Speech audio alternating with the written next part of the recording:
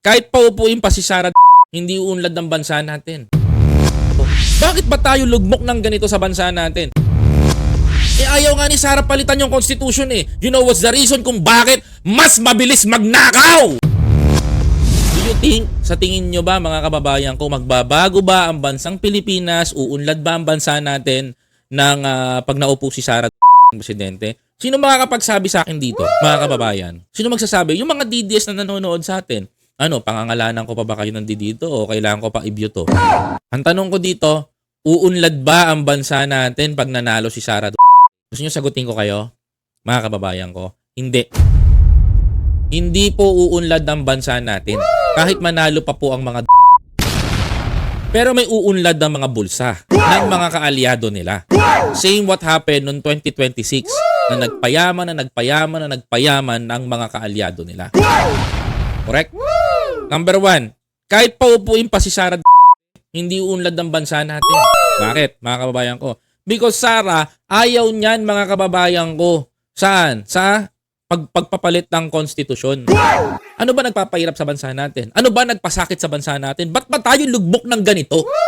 Mga kababayan ko. Bakit ba tayo lugmok ng ganito sa bansa natin? At hindi tayo makaahon-ahon kagaya ng Singapore, Hong Kong, Malaysia, Thailand, Brunei, mga kababayan. Bakit hindi natin makapantay ang mga bansa na yan sa kanilang kayamanan?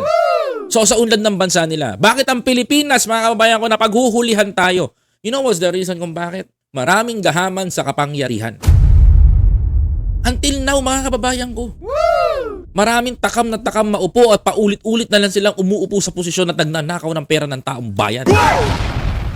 Bakit tayo, mga kababayan ko? Ang nagpapahirap sa bansa natin, yung constitution natin bulok.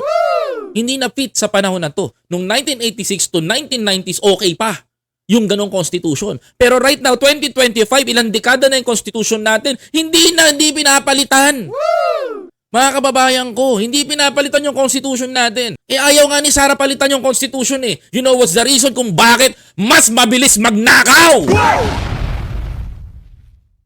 Diba? Mga kababayan ko, sisirain nila yung tsa-tsa. Bakit? Kasi sabi nila mga kababayan, masama daw.